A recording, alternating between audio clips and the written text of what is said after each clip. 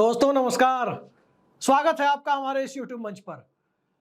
दिल्ली के मुख्यमंत्री अरविंद केजरीवाल अब 2 हफ्ते के लिए तिहाड़ जेल में रहेंगे और तिहाड़ जेल में एक मुख्यमंत्री की यात्रा जिस शराब पॉलिसी मामले को घोटाला बताकर की गई है वो वाकई घोटाला है या नहीं है ये तो न्यायालय तय करेगा। और घोटाला है या नहीं है ये सवाल हम इस दौर में उठा रहे हैं, उन परिस्थितियों में उठा रहे हैं जिन परिस्थितियों में आरोप लगाने वाला व्यक्ति इलेक्टोरल बॉन्ड के तहत 50-55 करोड़ रुपए करीब भारतीय जनता पार्टी को देता है। और याद रखिए, आरोप लगाने वाला व्यक्ति ये कहता है कि मैंने कैश में पैसा दिया। लेकिन सवाल आज ये नहीं है कि केजरीवाल जेल में है, किसके आरोपों पर है। सबको पता है कि पूरे देश में इन्फोर्समेंट डायरेक्टरेट यानी ईडी किस प्रकार से कार्रवाई कर रही है। आज मुद्दा यह है कि अरविंद केजरीवाल ने भारतीय जनता पार्टी को बिल्कुल चुनावी माहौल में, जब लोकसभा चुनाव में पहले चरण की वोटिंग में सिर्फ 18 दिनों का समय शेष है, किस हालात में पहुंचा दिया है, किस संकट में बीजेपी को अरविंद केजरीवाल ने फंसा दिया है, इसकी कल्पना मात्र से ही भारतीय जनता पार्टी के लोग अंदर खाने सिहर जा रहे हैं, अंदर खाने हिल जा रहे हैं। किसी को उम्मीद नहीं थी कि अरविंद केजरीवाल वो कर देंगे जो अब तक हिंदुस्तान की राजनीति में किसी ने नहीं किया। आज तक क्या होता था? चार्जशीट फाइल होती थी, आरोप सिद्ध होते थे, लोगों की गिरफ्तारियां होती थी या गिरफ्तारी के पहले नेता इस्तीफा देता था। हेमंत सोरेन पर भी इसी तरह के आरोप लगे लेकिन उन्होंने भी इस्तीफा दिया। लेकिन सवाल यह है कि जब मामला भ्रष्टाचार का नहीं, मामला राजनीतिक विद्वेष की तरफ बढ़ने लगे और ऐसा प्रतीत होने लगे कि इस देश में जांच एजेंसियां सिर्फ विपक्ष के लिए बनी है, विपक्ष को तहस नहस करने के लिए बनी है, इस देश की सरकारी एजेंसियां सिर्फ और सिर्फ विपक्ष को तंग करने के लिए बनाई गई है, तो इस हालात में किसी न किसी को तो नई लकीर खींचनी थी और वो लकीर अरविंद केजरीवाल ने खींची है। इस बात के लिए अरविंद केजरीवाल को लोकतांत्रिक मर्यादाओं के दायरे में रहते हुए दाद तो देनी ही पड़ेगी। कांग्रेस पार्टी को इनकम टैक्स के नोटिस आते हैं, 1700-1800 करोड़ के पुराने मामलों को लेकर के इनकम टैक्स का नोटिस। क्या इनकम टैक्स का नोटिस देने का वक्त तभी है जब कोई पार्टी चुनाव में जा रही है? ये भारतीय जनता पार्टी के अधीन जांच करने वाली एजेंसियां हैं। याद कीजिए, सीबीआई वीरभद्र सिंह के घर कब पहुंची थी? जब वो अपनी बेटी की शादी में कन्यादान करने पहुंचे थे। वो बेटी की शादी की रस्में निभा रहे थे और भारत में हिंदू समाज में हिंदुत्ववादी पार्टी को यह समझ होनी चाहिए कि बेटी की शादी में लोग दोस्त को नहीं, दुश्मनों को भी डिस्टर्ब नहीं करते। लेकिन यहां तो राजनीतिक प्रतिद्वंदियों का सवाल था, सवाल दुश्मनों का नहीं था। क्या हुआ वीरभद्र सिंह के केस में? पूरे देश को पता है, खोदा पहाड़ निकली चूहिया जैसी स्थिति हो गई थी। और आज अरविंद केजरीवाल को नोटिस देने की बात, पूछताछ की बात तो छोड़ दीजिए, गिरफ्तार कर 14 दिनों के लिए आज अंदर कर दिया गया। पहले भी वो तकरीबन हफ्ते भर से अंदर है। अब सवाल यह है कि भारतीय जनता पार्टी करे क्या? भारतीय जनता पार्टी के ऊपर लगातार इस बात का दबाव बढ़ता जा रहा है कि आखिर कोई मुख्यमंत्री जेल के अंदर से शासन कैसे करेगा। लेकिन क्या भारतीय जनता पार्टी इस बात को मानेगी? क्या इस देश की जनता को वो जवाब देगी कि एक मुख्यमंत्री को इस हालात में किसने पहुंचाया कि उसे जेल के अंदर से शासन करना पड़े? शराब पॉलिसी को, कैबिनेट के कलेक्टिव डिसीजंस को, उसको किसी के फेवर में मानते हुए अगर ईडी ने मुकदमा, सीबीआई ने मुकदमा दर्ज किया, ईडी ने उस पर आगे कार्रवाई की, मनीष सिसोदिया की गिरफ्तारी की, संजय सिंह की गिरफ्तारी की, के कविता की गिरफ्तारी की, अरविंद केजरीवाल की गिरफ्तारी की और इसके पहले कथित रूप से जो लोग इस धंधे में थे उनकी भी गिरफ्तारी की, फिर वो सरकारी गवाह बनते हैं, कोई कहीं से किसी के पिता, किसी के चाचा टिकट पाते हैं, तो कोई बीजेपी को इलेक्टोरल बॉन्ड में पैसा देता है। बीजेपी के सहयोगी दल की तरफ से टिकट दिया गया मागुंटा रेड्डी के परिवार को और वैसे ही लोगों की निशानदेही पर आम आदमी पार्टी की लीडरशिप आज जेल में है। जनता ये सब देख रही है। तो सवाल यह है कि किस तरह से भारतीय जनता पार्टी को दोहरे संकट में अरविंद केजरीवाल ने डाल दिया। सबसे पहला सवाल कि सरकार जेल से चलेगी, जनता के बीच यह परसेप्शन बन रहा है, यह धारणा बनती जा रही है कि सरकार भ्रष्टाचार के आरोप में नहीं बल्कि विपक्ष को तंग करने के लिए किसी को जेल भेजा जा रहा है। पीएमएलए का सेक्शन 45 इस देश में 302 की धारा की तरह आम जनता की जुबान पर चढ़ गया है कि कोई section 45 PMLA prevention of money laundering act की धारा 45 एक ऐसी धारा है कि किसी से किसी पर आरोप लगवा लो और उसके बाद उस व्यक्ति को जेल भेज दो और उसकी जमानत को रोक दो, उसको गैर जमानती बना दो उस धारा को, सिर्फ आरोप के आधार पर। यह हिंदुस्तान जैसे देश में ही फंडामेंटल राइट्स को वायलेट करने वाले, न्यायालय भी जिसे मानता है कि फंडामेंटल राइट्स को वायलेट करता है, उसके तहत एक मुख्यमंत्री की गिरफ्तारी है। आरोप सिद्धि हो, सजा दीजिए, कोई बुरी बात नहीं है, सजा होनी चाहिए, लेकिन सजा के नाम पर एक निर्वाचित सरकार को इसलिए तंग करना क्योंकि चुनावी वर्ष में केंद्र सरकार की में जो पार्टी है भारतीय जनता पार्टी, उसकी चुनावी संभावनाओं को बट्टा लग रहा है। नेता की साख 10 साल सत्ता में रहने के बाद वादे पूरे नहीं करने से बट्टा लगता है, और जब नेता की साख को बट्टा लगे तो उस हालात में विपक्ष को तंग करके अलग अलग राज्यों में, चाहे वो हेमंत सोरेन हो, चाहे वो अरविंद केजरीवाल हो, चाहे वो कांग्रेस पार्टी हो, इन सब को कहीं ईडी, कहीं इनकम टैक्स, कहीं सीबीआई, सबको इस तरह से तंग करके जो कोशिशें हो रही है, अब जनता पूछ रही है कि क्या अजीत पवार पर दूध के धुले हुए थे? क्या हसन मुशर्रफ और एक नाथ शिंदे के साथ गए लोग दूध के धुले हुए थे? क्या हेमंता बिस्व शर्मा जिन्हें ईडी का नोटिस मिला, अमित शाह इस पर कोई जवाब देंगे? नरेंद्र मोदी जवाब देंगे? निर्मला सीतारमण कोई जवाब देंगी? क्या शुभेंदु अधिकारी जो टीएमसी से तोड़कर ईडी के नोटिस के बाद बीजेपी में लाए गए, क्या इस पर बीजेपी कुछ बोलेगी? वो कोई मुख्यमंत्री है, कोई विपक्ष का नेता है, लेकिन सिर्फ आरोप, और वो भी कोई व्यक्ति कहे कि मैंने कैश में रिश्वत दी। तो आज की तारीख में कोई ये कहता है कि मैंने कैश में सैकड़ों करोड़ों की रकम मैंने दी, अगर कोई इस तरह के आरोप लगाता है तो इस आरोप का सीधा मतलब है कि ये फंसाने के लिए लगाया जा रहा आरोप है। बीजेपी तो फंस चुकी है, नरेंद्र मोदी और अमित शाह फंस चुके हैं। सपने में भी नहीं सोचा होगा कि केजरीवाल नरेंद्र मोदी से आगे हठधर्मिता के खेल में नरेंद्र मोदी को नरेंद्र मोदी के दांव से ही मार देने की कोशिशों में इतने आगे निकल जाएंगे कि आगे कुआं और पीछे खाई की स्थिति भारतीय जनता पार्टी के सामने उत्पन्न हो जाएगी। सरकार यदि बर्खास्त होती है तो जनता में सहानुभूति आती है। अरविंद केजरीवाल को भी पता है कि दिल्ली पूर्ण राज्य नहीं है, प्रशासनिक नियंत्रण एलजी के पास है, होम मिनिस्ट्री के पास है। दिल्ली के मुख्यमंत्री की भूमिका एक मेयर की तरह है, और जो पूर्ण राज्यों में आरोप लगते हैं कि डीएम की, रिटर्निंग ऑफिसर की मदद से कथित तौर पर नजदीकी मुकाबले वाली सीटों में कथित तौर पर कुछ चीजें हो सकती है, या होती है या नहीं होती है, मुझे नहीं पता, लेकिन इस तरह के आरोप लगते हैं, वो तो केजरीवाल सत्ता में रहकर भी नहीं कर सकते क्योंकि उनके पास प्रशासन नहीं है। और जब केजरीवाल के पास प्रशासन नहीं है, केजरीवाल की गिरफ्तारी के समय से ही माहौल है, रामलीला मैदान से इसका शंखनाद भी किया जा चुका है। इंडिया गठबंधन को एकजुटता प्रदर्शित करने का सार्वजनिक मौका भी नरेंद्र मोदी ने अरविंद केजरीवाल के मामले में उनकी ईडी ने, उनके अधीन काम करने वाली ईडी ने सार्वजनिक प्रदर्शन जो इंडिया गठबंधन की एकता का था उसको दिखाने का जब मौका दे दिया, तो केजरीवाल के लिए तो सोने पर सुहागा जैसी स्थिति है कि उनकी सरकार बर्खास्त कर दी जाए। और यही अरविंद केजरीवाल संभवतः चाहते भी हैं कि भारतीय जनता पार्टी सरकार को बर्खास्त करने की हद तक जाए, मामला फिर न्यायालय में जाए, एक तरफ जनता की सहानुभूति मिले, दूसरी तरफ न्यायालय में भारत सरकार की कार्रवाई को, भारतीय जनता पार्टी को न्यायालय का जोरदार तमाचा लगे। हरीश रावत और नाबाम टुकी की उत्तराखंड और अरुणाचल सरकारों की तरह दिल्ली की सरकार को भी न्यायालय बहाल करने का आदेश दे। ध्यान दीजिए, चंद्रचूड़ का दौर है, डीवाई चंद्रचूड़ का दौर, जिस दौर में चंद्रचूड़ साहब अपनी टिप्पणियों में यह कहते हैं कि यदि उद्धव ठाकरे ने न्यायालय के अंदर ही एक मामले पर उन्होंने कहा था, उद्धव ठाकरे ने इस्तीफा नहीं दिया होता तो हम सरकार बहाल कर देते। दरअसल इस तरह की टिप्पणियां भारतीय जनता पार्टी के जेहन में है। आरोप लगाएंगे बीजेपी के लोग कि मुख्यमंत्री जेल से सरकार चला रहे हैं। जेल जाने को मजबूर किसने किया है? क्या आपकी ईडी ने सबूत दिया? आरोप लगाएंगे बीजेपी के लोग कि संविधान का उल्लंघन हो रहा है। फिर कोर्ट पूछेगा कौन सा संविधान?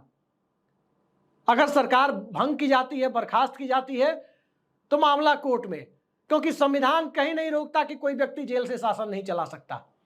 तो ये हालात जब मौजूदा दौर में खड़ा हो गया है, और उस दौर में उस हालात के बीच जब लोकसभा चुनाव हो रहे हैं, तो निश्चित तौर पर इस बात को मानना होगा कि अरविंद केजरीवाल अगले विश्वनाथ प्रताप सिंह बनने का सपना जो देख रहे थे इस देश में, वो सपना देखने के लिए नरेंद्र मोदी ने उन्हें पर्याप्त और फर्टाइल जमीन, उर्वर जमीन मुहैया करा दी है। एक तरफ विक्टिम कार्ड, दूसरी तरफ सहानुभूति, तीसरी तरफ भारतीय जनता पार्टी की जांच एजेंसियों का एक्सपोज होकर सामने आ जाना। भारतीय जनता पार्टी की जांच एजेंसी इसलिए कह रहा हूं क्योंकि सत्ता में बीजेपी है और जांच एजेंसियों का व्यवहार पूरा देश देख रहा है कि वो कतई निष्पक्ष नहीं है। क्योंकि यदि वो निष्पक्ष होता तो पॉलिटिकल मामलों में ईडी की कन्विक्शन रेट 1% से भी कम, 0.4% नहीं होती। और फिर मुख्यमंत्री की गिरफ्तारी, पूरी पार्टी की गिरफ्तारी भारतीय समाज की एक परंपरा है, एक प्रवृत्ति है। जिस व्यक्ति को ज्यादा दबाया जाता है, जनता उसके पक्ष में खड़ी हो जाती है। क्या नहीं कहा गया जेपी मूवमेंट को? सीआईए तक से जोड़ा गया। और जब सीआईए तक से जेपी मूवमेंट और छात्रों के आंदोलन को जोड़ा गया, इमरजेंसी तक लगा दी गई, क्या नतीजा आया? नतीजा वही आया कि इस देश की प्रधानमंत्री को अपनी सीट, पार्टी तो हारी वो बात छोड़ दीजिए, अपनी संसदीय सीट गंवानी पड़ी। क्या नतीजा इस देश ने देखा? जब प्रेस को कंट्रोल करने के लिए एक दौर में बिल लाने की कोशिशें हुई और उसी दौर में सबने देखा कि थोड़ा ही आगे पीछे का दौर था जब इस देश में विश्वनाथ प्रताप सिंह को किस ढंग से घेरने की कवायद हुई और जनमत कहां चला गया। 415 सीटों वाली पार्टी की सरकार केंद्र से बाहर हो गई। जनता ने वीपी सिंह को सर आंखों पर बिठाया, क्योंकि विश्वनाथ प्रताप सिंह जब निकले थे तो इस देश में कोई कहने के लिए तैयार नहीं था कि 415 सीटों वाली पार्टी की सरकार से ये व्यक्ति, सरकार से निकला हुआ व्यक्ति जिसने पूरी जिंदगी कभी कोई आंदोलन नहीं किया, वो आंदोलन के सहारे सरकार को पछाड़ देगा। लेकिन इस देश ने वो मौका दिया। क्या नरेंद्र मोदी अरविंद केजरीवाल को मौका दे रहे हैं? नरेंद्र मोदी के बारे में कहा जाता है वो मौके नहीं देते, लेकिन तब तक जब तक नरेंद्र मोदी गुजरात की सियासत में थे, गुजरात के मिजाज को समझते थे, गुजरात की कांग्रेस और गुजरात की भारतीय जनता पार्टी के नेताओं की नस नस को समझते थे नरेंद्र मोदी। लेकिन हिंदुस्तान बहुत बड़ा है, हिंदुस्तान को ना समझ पाने की गलती लॉर्ड कर्जन ने भी की, हिंदुस्तान को ना समझ पाने की गलती लॉर्ड कैनिंग ने भी की, और हिंदुस्तान को ना समझ पाने की गलती अटल बिहारी वाजपेयी से लेकर राजीव गांधी और इंदिरा गांधी ने भी की। जहां इतनी डाइवर्सिटी है, विविधता में एकता की बात है, अनेकता में एकता की बात है, जहां एक तरफ इडली डोसा होता है तो दूसरी तरफ मटन बिरयानी होती है, एक तरफ जहां इस देश में ओणम होता है तो दूसरी तरफ बिहू होता है, तीसरी तरफ गणेशोत्सव होता है, चौथी तरफ छठ होता है, ईद बकरीद भी होती है, गुरु पर्व भी होता है। इस माहौल को, विविधता से भरे इस देश में नरेंद्र मोदी, अमित शाह और तथाकथित गुजरात लॉबी की जो चर्चा मीडिया में होती है, उस गुजरात लॉबी ने दिल्ली को गुजरात की तरह से हाँकने की कोशिश की। तो ध्यान रखिए, यह दिल्ली मुगलों की नहीं हुई, यह दिल्ली सल्तनत काल में किसी की नहीं हुई, लोधी वंश की नहीं हुई, गुलाम वंश की नहीं हुई। यह दिल्ली 1911 में अंग्रेज राजधानी उठाकर लाए थे। 36 साल के भीतर ब्रिटिश साम्राज्य का सूरज हिंदुस्तान की धरती से अस्त हो गया इसी दिल्ली के अंदर। कोई सोच नहीं सकता था। और यह दिल्ली न तो पृथ्वीराज चौहान की हुई और न ही यह दिल्ली उसके पहले भी 7 बार बसी और 7 बार उजड़ी। लोकतांत्रिक परिवेश में सत्ता और सत्ता प्रतिष्ठान उजड़ा नहीं करते। लोकतांत्रिक परिदृश्य में, लोकतांत्रिक परिवेश में, डेमोक्रेटिक ढांचे में सत्ता परिवर्तन होता है व्यवस्था परिवर्तन की आस को लेकर।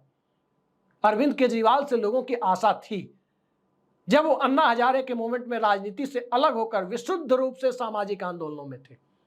वो सामाजिक आंदोलन राजनीतिक आंदोलन में बदला। वो पार्टी दिल्ली में सत्ता में आई, कांग्रेस पार्टी के खिलाफ पूरे देश में माहौल बना और राष्ट्रीय स्तर पर चूंकि अरविंद केजरीवाल की आम आदमी पार्टी का संगठन नहीं था तो बेनिफिशियरी भारतीय जनता पार्टी हुई। और याद रखिए, गलती अरविंद केजरीवाल ने तब भी की थी, और गलती यह थी कि अरविंद केजरीवाल बनारस चुनाव लड़ने पहुंचे थे 2014 में। नरेंद्र मोदी की जो हवा इस देश में बनी अरविंद केजरीवाल के बनारस चुनाव लड़ने के बाद दरअसल दोगुनी रफ्तार से बनी। पूरे देश को यह पता चल गया कि जो आदमी दिल्ली में 50 दिनों की सरकार चलाकर बिजली पानी फ्री कर चुका है, वो व्यक्ति दिल्ली छोड़कर बनारस चुनाव लड़ने आ रहा है। इसका सीधा मतलब है कि सत्ता बनारस से चलने वाली है आने वाले वक्त में। नरेंद्र मोदी के सामने प्रधानमंत्री पद बेहद करीब दिखने लगा उसके बाद। लेकिन आज जो गलती अरविंद केजरीवाल ने राजनीतिक मोर्चे पर 2014 में की थी, वो गलती प्रशासनिक तंत्र और जांच एजेंसियों के माध्यम से बिल्कुल उसी प्रकार की गलती आज अरविंद केजरीवाल के मामले में नरेंद्र मोदी की सरकार कर रही है। नरेंद्र मोदी की सरकार अरविंद केजरीवाल को इस ऐसे दौर में हीरो बना रही है जिस दौर में इस देश की राजनीति में विपक्ष विहीन बनाने की कवायद उनकी भारतीय जनता पार्टी कथित रूप से कर रही है। कांग्रेस मुक्त भारत भाजपा के लोग नारा लगाते थे और जेपी नड्डा तो पटना में जाकर ये कहते थे क्षेत्रीय दल मुक्त भारत। तो मुक्त विपक्ष मुक्त भारत के दौर में यदि अरविंद केजरीवाल को राजनीतिक तौर पर संजीवनी दी जा रही है तो मत भूलिए कि अरविंद केजरीवाल अकेले नहीं लड़ रहे, उनके साथ तकरीबन 2.5-3 दर्जन पार्टियों का इंडिया गठबंधन है। और उस इंडिया गठबंधन ने प्रधानमंत्री आवास से 3 किलोमीटर की दूरी पर अभी 24 घंटे पहले ही अपनी ताकत दिखाई है। एक ऐसी ताकत उसी रामलीला मैदान से जिस रामलीला मैदान में दिखी ताकत से सत्ता प्रतिष्ठान हिलता रहा है, चाहे वो 12 जून 1974 का दौर हो, चाहे वो अन्ना मूवमेंट के दरमियान अगस्त 2011 का दौर हो। हर दौर में रामलीला मैदान में अपनी भूमिका निभाई है और उस भूमिका के निर्वाह से जब इमरजेंसी नहीं डरा सकी देश के मिजाज को, तो ईडी और सीबीआई क्या डरा पाएगी। सत्ता जेल से चलेगी और जेल से सत्ता चलेगी जब जनता के नजर में यह भावना दिखाई दे रही है कि जिम्मेदार अरविंद केजरीवाल नहीं, जिम्मेदार ईडी के पीछे खड़ी वो ताकतें हैं जो इस देश में सत्ता को निरंकुशता की हद तक ले जाकर इस देश में एक तानाशाही की ऐसी प्रवृत्ति को स्थापित करना चाहती है जिस तानाशाही की प्रवृत्ति को इस देश ने 19 महीने की इमरजेंसी में ही झेलने से मना कर दिया था। जांच एजेंसियों के माध्यम से सत्ता अपना रसूख कायम करने की कोशिश आखिर 19 में क्यों नहीं कर पाई? क्योंकि 19 में सरकार को भरोसा था कि विपक्ष उस हालत में नहीं है कि नरेंद्र मोदी को डिस्टेबलाइज कर सके। मध्य प्रदेश, छत्तीसगढ़, राजस्थान तीनों कांग्रेस तब जीत चुकी थी, तब भी नरेंद्र मोदी को भरोसा था कि जनता उन्हें एक मौका देगी। बालाकोट भी हो गया, पुलवामा भी हो गया। आज की तारीख में नरेंद्र मोदी के साथ कुछ नहीं है। 10 साल की उपलब्धियों के नाम पर क्या है उसका प्रचार करने की बजाय सुप्रीम कोर्ट के बनवाए राम मंदिर का प्रचार किया जा रहा है। यह सरकार की विफलता है और इस विफलता से ध्यान हटाने के लिए जितनी ज्यादा कोशिशें की जा रही है, दलदल उतना बढ़ता जा रहा है। सरकार बर्खास्त नहीं होती है तो अरविंद केजरीवाल जेल के अंदर से शासन चलाकर सीधे सीधे नरेंद्र मोदी को चुनौती देते नजर आएंगे। सरकार बर्खास्त होती है तो जो सहानुभूति लहर अभी है वो 2-3 गुनी रफ्तार से दिल्ली की सीमाओं को पार कर आसपास के प्रदेशों में फैल सकती है। और सरकार यदि इसी तरह से अरविंद केजरीवाल को जमानत मिल जाती है, चुनाव के ठीक पहले जमानत मिल जाती है, तो उस बात के भी खतरे को सरकार जानती है, भारतीय जनता पार्टी जानती है कि चुनाव के दरमियान अरविंद केजरीवाल का बाहर होना एक अलग तरह के खतरे की ओर संकेत करता है। महाराष्ट्र में बीजेपी हाथ जला चुकी है, एनसीपी को तोड़ा गया, शरद पवार की पार्टी को, उद्धव ठाकरे की पार्टी को तोड़ा गया और वहां एक जनमत बनने दिया गया। और उस जनमत निर्माण की प्रक्रिया में सत्ता एक तरफ है, विधायक दल एक तरफ है, जनता एक तरफ है, और इन दोनों के बीच जब कोई मेल मिलाप वहां नहीं है तो क्या दिल्ली में सरकार को बर्खास्त कर लेफ्टिनेंट गवर्नर यानी एलजी के इशारे से चलाई गई सरकार, क्या दिल्ली जम्मू कश्मीर है जहां राज्य को डाउनग्रेड कर यूटी बना दिया गया? दिल्ली आंदोलन की जमीन है। दिल्ली इस देश के मिजाज को उस तरह से महसूस करती है जिस तरह से नरेंद्र मोदी और अमित शाह महसूस करने की स्थिति में नहीं है। उन्हें सत्ता का डर महसूस हो सकता है, हिंदुस्तान के मिजाज की प्रतिध्वनि महसूस नहीं हो सकती। केजरीवाल ने बुनियाद रख दी है और उस बुनियाद में जिस ढंग से बीजेपी फंसी है, जरा आगे आगे देखते जाइए 7 चरणों के चुनाव में कि उस फंसने से निकलने की प्रक्रिया में फिर और कितने लोगों को जेल भेजा जाता है और कितना भारतीय जनता पार्टी अपनी जमीन को कमजोर करती जाती है। सारा खेल चुनाव का है। 19 अप्रैल से 1 जून के बीच का है और 4 जून को उसकी सार्वजनिक अभिव्यक्ति का है। देखते हैं किस रूप में वो 4 जून सामने आता है। जिस रूप में भी सामने आएगा निश्चित तौर पर बहुत दिलचस्प और रोचक होगा। केजरीवाल ने तो बिसात बिछा दी, इंडिया गठबंधन को जो चाहिए था वो दे दिया। नरेंद्र मोदी यदि चाहे तो सरकार को बर्खास्त कर और भी बहुत कुछ इंडिया गठबंधन को दे सकते हैं। पता नहीं वो देते हैं या नहीं, इंतजार करिए। आज के लिए इतना ही, नमस्कार।